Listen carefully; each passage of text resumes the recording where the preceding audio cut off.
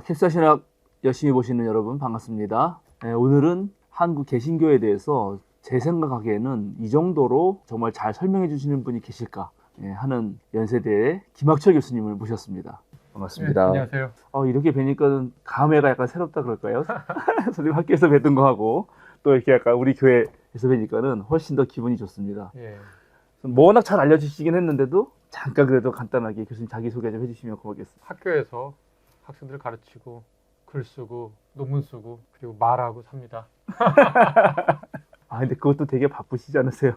바쁜데 음, 제 주변에 있는 분들이 저보다 훨씬 바쁜 분들이 많기 때문에 저 정도면 안 바쁜 거구나라고 생각하고 삽니다. 아이고, 그래도 건강 조심하십시오. 예, 고맙습니다. 저 학교에서도 오래도록 가르치셨지만은 역시 이제 김학철 선생님 하면은 다른 모든 곳에서 저희 교인들 다양한 교인들이 오는데 어떤 이제 우리 교회에서 약간 저희 교회가 진보적이다 보니까 어떤 얘기를 들으면 우리 목사님 좀 이상한 거 아니야? 하고 가서 확인을 하면서 김학철 선생님의 잘잘법을 들으면 우리 목사님이 그래도 틀린 얘기는 안 하는구나 이렇게 많은 경우가 너무 많아요. 그래서 역시 그 CBS의 잘 믿고 잘 사는 법 너무나 잘 만들어진 좋은 콘텐츠고 실제로 엄청난 영향력을 끼치고 있다고 보여지는데 오래도록 찍으셨잖아요. 네. 그러니까는 그거 하시면서 좀 겪은 에피소드라 그럴까 너무나 다양한 주제를 잘 해주셔가지고 그 중에서도 기억에 남는 주제라 그럴까 그런 거 조금 듣고 오고 싶습니다. 그래서 맨 처음에 그거 한다고 해서 저는 한 뭐 두세 번 나가고 그만둘 생각을 했어요. 제가 이렇게 막 외향적이고 그러진 않거든요. 그래서 맨 처음에 찍고 그 다음에 김기성 목사님 네. 같이 한다고 그래서 너무 좋다고.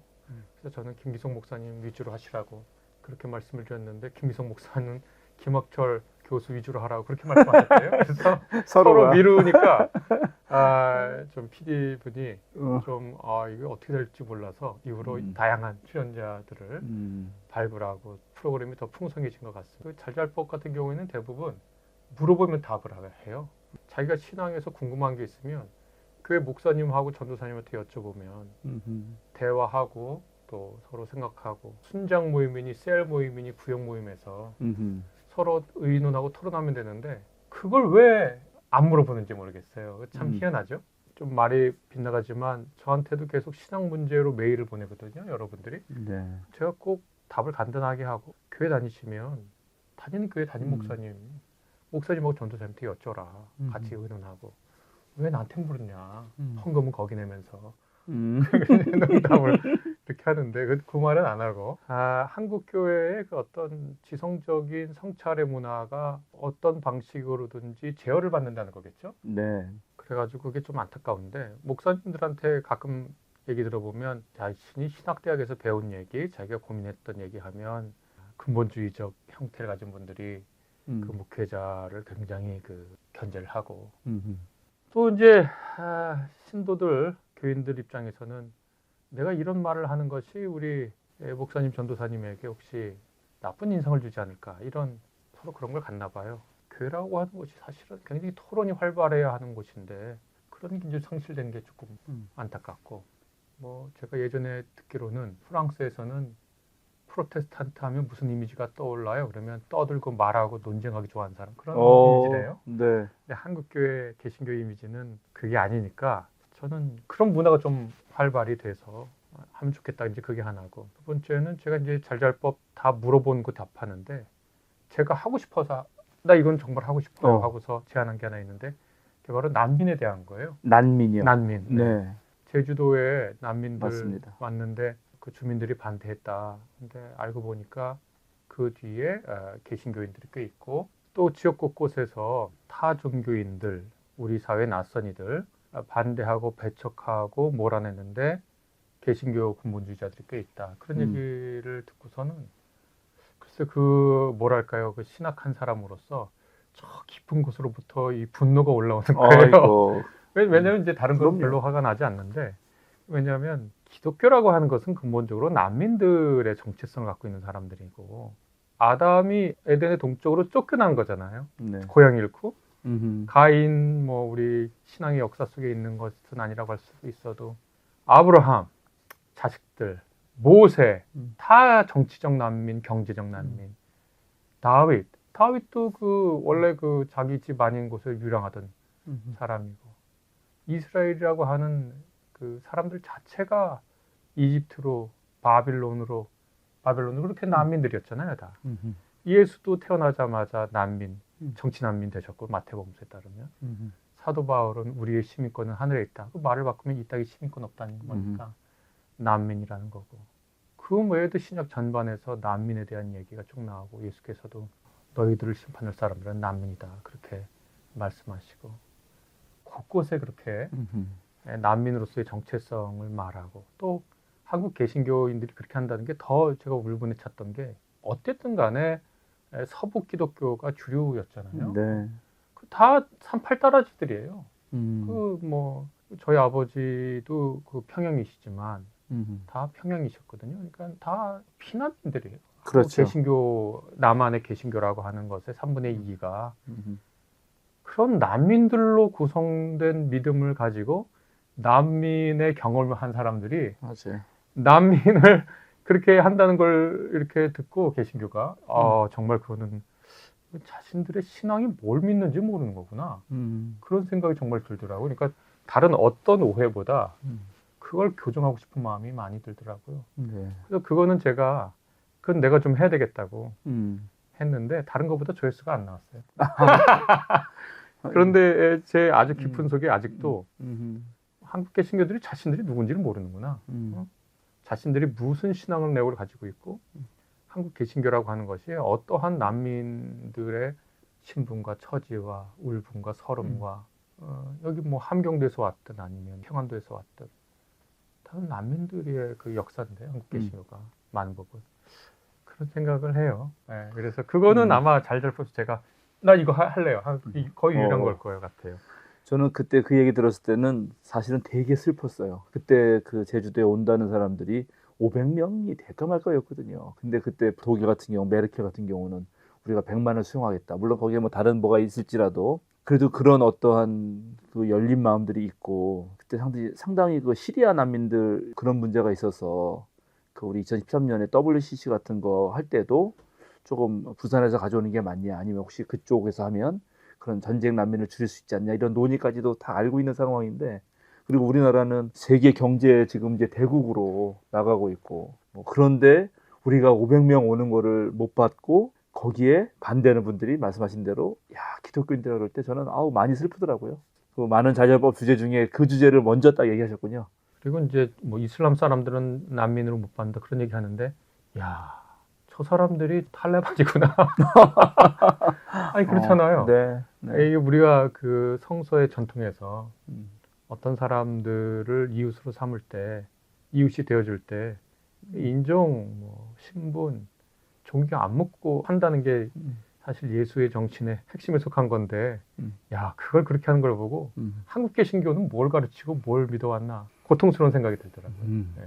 특별히 교수님은 또 학교에서 가르치시는 역할도 많이 하시고 책도 사실 많이 내셔가지고 저는 후배로서 마태복음서 해석이 너무나 그 신학적으로 전 도움을 많이 받았거든요. 야 역시 이렇게 해석하는 정말 한국 신학자가 계시다니 하고 너무 좋았는데 요즘에는 이제 신약학을 넘어서서 기독교 교양학 쪽에 엄청 애를 쓰시고 우리 한국 개신교가 들어오면서 병원이나 학교나 이런 데 또 애를 많이 써서 그런 기독교 학교들이 제법 많고 그런 데서는 전부 다 기독교 수업들 그리고 애를 써서 기독교 신앙을 소개하려고 하는데 특별히 더 요즘에 애쓰시는 것 같아서 좀 기독교 교양학에 대한 소개도 해주시면 좋을 것 같고 그것이 오늘날 시대에 또 한국 개신교가 한 140년 들어온 지 좀 넘었는데 여전히 어린아이 신앙 같아서 조금 더 성숙한 기독교인이 필요한 거 아닌가 하면서 요것과 되게 연결될 것 같다는 마음도 있고 그래서 그걸 좀 더 얘기해 주셔도 좋을 것 같습니다. 제가 이제 한때 신학을 대학원 가서 이제 전공하기 시작할 때는 꿈은 야 남들이 야 이것까지 참고문헌에 넣어가지고 논의를 한다고 하는 아주 난삽한 신약 주석책을 한 권 쓰는 게 목표였어요. 외국 학자들 보면 예를 들면 마태복음서에 대해서 두꺼운 책 3권을 주석서로 내더라고요. 근데 그런 거 보고서 우리 한국 학자들은 주석서 한다고 해봐야 뭐 한 권 뭐 대략 그건데 정말 아주 두껍고 상세하고 지금까지 모든 논의가 거의 다 들어있다 라고 하는 주석서를 한 권 내는 게 제 학문적 목표였어요. 신약학자로 사는 거죠. 네.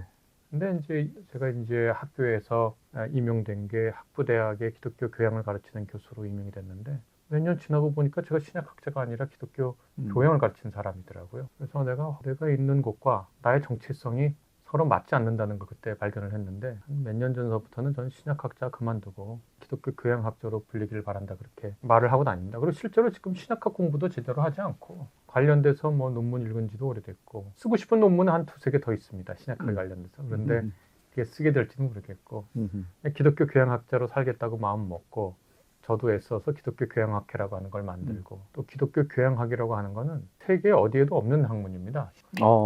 우리나라에서 여러분들이 우리나라의 아주 고유한 신학으로 민중신학하고 토착화 신학을 말하지만 기독교 교양학이라고 하는 학문도 세계의 신학적 세부 분류에 있는 학문이 아닙니다. 그러네요. 잘 생각해보니까. 그런 건 존재하지 않습니다. 그러네요. 왜냐하면 신학이라고 하는 것이 서양의 학문 체계인데 서양에서는 신학은 교양과정 이후에나 하는 거거든요. 의학, 법학처럼. 교양법학. 이거 조금 이상하잖아요. 이상하죠. 교양의학. 이건 안 되잖아요. 네네. 교양의학은 불가능하죠, 사실은. 어떤 사람한테 자기 아픈 몸을 맡기는데 교양으로 배웠다. 그럼 좀 뭔가 안 맞잖아요. 안 맞지. 뭐 자기가 이제 소송을 크게 해야 되는데 교양법하고 말이 안 되죠. 그거는 확 하고 와닿는데 교양신학 그러면은 뭐 뭔가 말이 되는 것도 같고 뭐 이상한 생각을 하는데 실상 서양 사람들 머릿속에 학문 체계 속에서는 교양하고 신학은 서로 그렇게 붙어 있는 게 이상한 거거든요. 서양 사람들의 학문 세계 속에서는. 그래서 기독교 교양학이라고 하는 발상을 하기가 어렵습니다. 다만 물론 서양에서도 미국이나 유럽에서도 기독교를 학부 과정에서 가르치는 과목이 당연히 있고 그 과정을 수행할 때 교양 과정으로 가르치니까 교양으로 가르칠 때 성서를 어떻게 가르쳐야 되는지에 대한 논의가 있어요. 물론. 그러나 우리처럼 제가 여러분들과 함께 하고자 하는 기독교 교양학처럼 그것을 하나의 학문 체계로서 자신만의 목적과 방법론을 가지고 구성을 해서 하고자 하는 시도는 세계에 제가 찾아본 바는 없어요.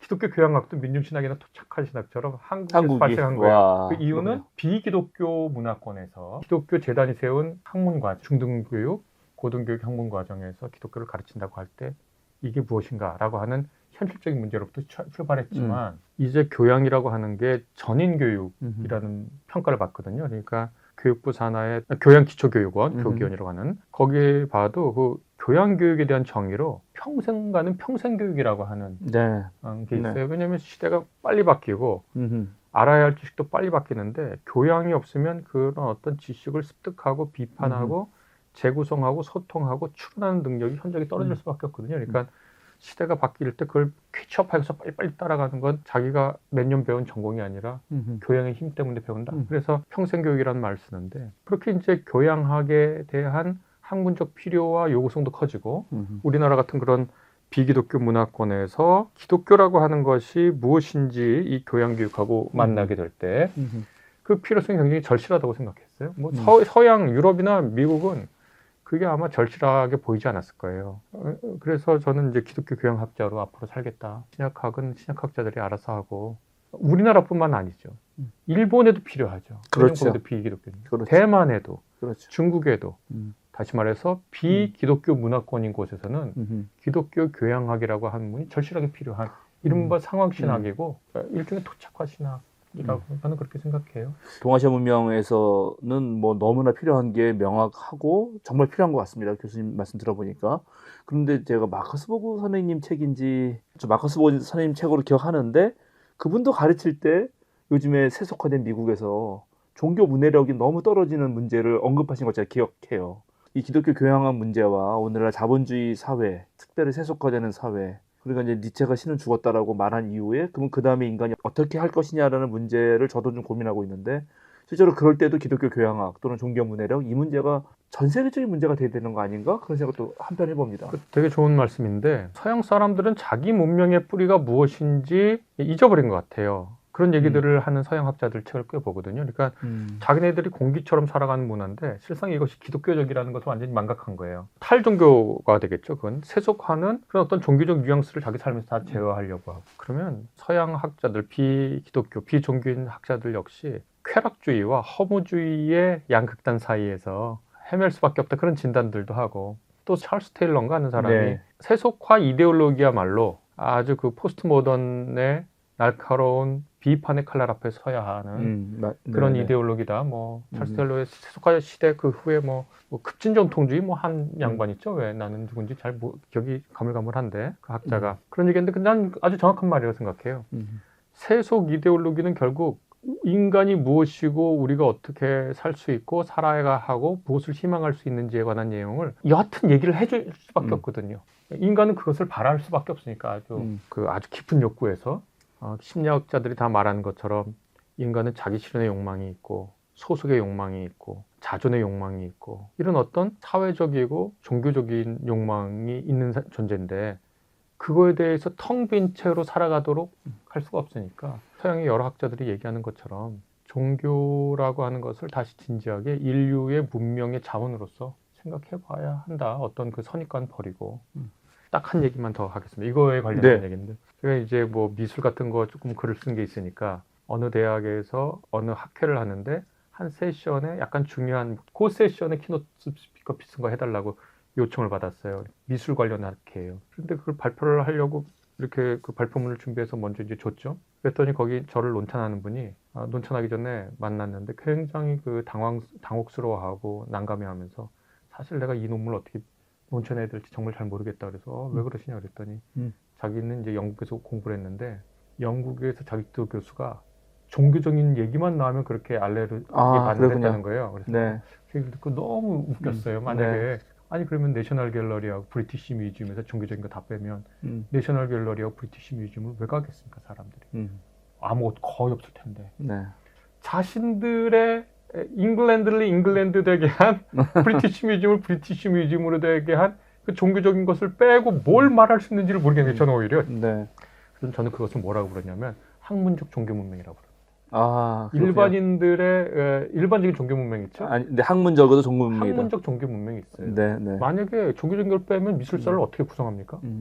서양 미술사 구성할 수 없죠. 그런데 그것을 일부러 비호의적인 무관심의 거리를 일부러 자꾸 버리려고 하는 이것은 사실 우리가 계몽주의 이후의 흐름이라고 봐야 하고 그것이 학문이 신학이나 종교로부터 벗어나면서 자신의 자율성과 스스로 노음을 갖는 거죠. 자율이라고 하는 건. 네. 그 다음에 종교적인 것이 아니어야 되니까 독립성을 주장할 때 과도하게 자기 안에 스며들고 자기를 형성했던 것과 밀어내면서 스스로 자기를 잃어버린 거죠. 저는 일상적 종교 문명도 있고 학문적 종교 문명도 있다. 맞습니다. 제일 학문적 문명이 심한 데가 신학계다. 그래요? 왜냐하면 자기 종교조차 종교로 이해를 못하는 거예요. 그러니까 기독교조차 이것이 종교라고 하는 것으로서 이해를 하지 못하고 다른 종교하고 자기 종교의 관계를 살펴볼 때도 그러니까 종교라고 하는 것에 대한 종교 문해력을 가져야 그것을 가지고 내가 연구하는 기독교라고 하는 것도 분석할 수 있어야 일종의 거리두기도 되고 객관화도 되고 그러면서 다른 종교와 비교할 때 얻는 그 독특성을 알 수 있는데 신학자들이 그거 몇몇 사람들은 어떨 때 이야기하는 거 들어보면 저 사람은 신학을 공부했는데 학문적 종교 문명이구나 이런 생각이 가끔 들 때는 있어요. 그 막스 밀러가 한 유명한 얘기 게테의 그 한 가지 언어만 모르면 자기 언어도 모른다라고 하는 말을 들어서 근데 또 마찬가지로 한 가지 종교만 알면 자기 종교도 모르는 거라고 하는 막스 밀러 말이 있는데 정확한 말이죠. 근데 지금 말씀하신 거 들어보면 실제로 이제 철학 같은 경우도 서양 철학의 그 배경에는 이 종교적 신앙 고백이 엄청 많은 건데 헤겔 같은 경우만 공부해도 거기서 종교 얘기 뽕끝만 해도 못하게 한다는 거예요. 그러면은 오히려 반만 하는 거죠. 그거는 정당하게 평가가 안 되는 경우가 너무나 많은 것 같고 교수님 말씀 정말 너무너무 옳은 것 같습니다. 저는 이제 그런 것이 학문 세계와 또 교회 모두에게서 좀 더 진짜 종교 문해력이 좀 높아져야 될 것 같은데 저는 이제 가끔씩 우리 한국의 역사를 차분히 생각해 보면 이거는 종교 문명사 아닌가 이런 생각을 할 때가 있어요. 가만 보면 고조선은 단군 신을 섬기는 종교 문화였고 삼국시대 이후에 이제 통일신라와 고려로 넘어오면 불교가 하나의 이 문명을 이끌었던 거고 조선은 당연히 유교적인 신유학인 성리학적 바탕이 조선의 한 500년의 문명을 이끌었단 말이죠. 그리고 나서 우리가 뭐 식민지 겪었지만 대한민국의 이 근대화돼서 되는 이 현대 문명은 누가 뭐래도 분명히 기독교 영향을 받고 그것을 이제 이끌어온 것이 사실이라면 불교 1000년, 조선왕조 성리학 500년 했는데 그럼 앞으로 개신교가 카톨릭까지 다니냐 해서 그리스도까지 하면은 뭐 300년 가깝게 이제 가고 있지만 과연 앞으로 우리가 더 중요한 역할들을 여전히 해야 되는 거 아닌가 이런 생각을 혼자 조금 했어요. 최근에 제가 그 고대에서 불교 가르치시고 은퇴하신 조성택 선생님을 좀 만나 뵀는데 내가 이런 얘기를 좀 드렸더니 불교들이 그 이승만 정권 이후에 좀 약간 소외당한 느낌이 있어서 기독교에 대한 비판이 있는데 자기는 그럴 때마다 기독교가 저렇게 열심히 하기 때문에 불교도 살아있는 거라고 그런 얘기를 해주신다는 거예요. 그러면서 자신의 생각에는 기독교가 아직도 더 할 일들이 남아있는 것 같다. 그런 말씀을 주시는데, 제가 갑자기 저 별거 아닌데 약간 어깨가 무거워지는 그런 느낌을 받았거든요. 교수님은 너무 다양한 경험도 있으시고, 아마 잘잘법 할 때 저희 같은 사람은 좋아하지만, 또 어떤 사람은 약간의 그 삐딱한 눈으로 보는 경우도 있을 수 있고, 그리고 말씀하신 대로 학문적 종교 문맥뿐만 아니라 대다수의 교회에서는 신학이 뭘 필요하냐, 막 이런 거. 신학은 다 뭐 현장에서는 안 먹힌다, 이런 약간 저는 정말 말도 안 되는 얘기라고 하는데 그런 얘기들도 있고 해서 저는 그런 건 궁금했어요. 교수님이 책도 내시고 이런 열심히 하실 때 교수님의 눈에서 우리 한국 개신교 전체를 어느 정도로 어떤 시각에서 바라보시고 이런 건 좀 아쉽다. 근데 이런 건 정말 역동적이고 앞으로 희망이 있다. 이런 얘기가 참 듣고 싶더라고요. 제가 책에서 교양으로 읽는 기독교 다 네. 쓰고 나서 편집자가 한국교회에 바라는 소회 그거 물어봐가지고 저는 없다고. 뭘 바라는 게 없어야 사랑할 수 있다고 이제 그렇게 대답했어요. 사실 제가 아들 하나 딸 하나 키우는데 자식한테 뭘 바라면 자식을 사랑할 수가 없어요.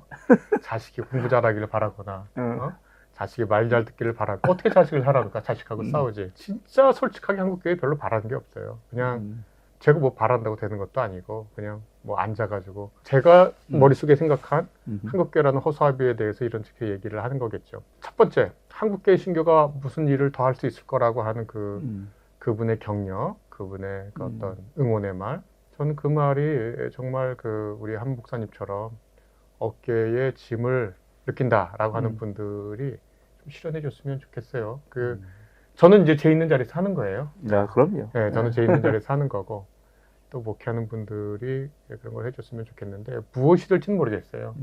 근데 저는 그냥 제 일을 하는 거예요. 제가 할 수 있는 일, 교회에 있는 교인들, 또 일반 시민들을 향해서 기독교의 중요성, 종교의 여전한 역할 이런 것들을 이제 얘기를 하겠고 목사님들도 각각 자기가 있는 자리에서 자신의 할 일을 아마 발견하겠죠. 그런데 그 와중에 교회가 복음이 무엇인지에 대한 성찰을 하고 좀 앞으로 어떤 일을 하더라도 그 일을 좀 했으면 좋겠다.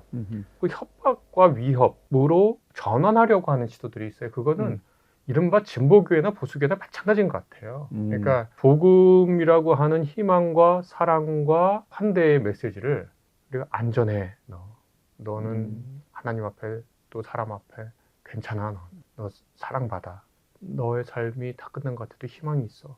그런 어떤 아주 근원적인 메시지잖아요. 그리고 또 네가 그렇게 다 깨진 것 같아도 너의 안에는 너의 삶과 다른 삶을 행복하게 할 수 있는 놀라운 가능성이 네 안에 있어. 이런 얘기들을 메인으로 하고 하면 좋겠는데 그렇게 사람들을 위협하고 협박을 한단 말이죠.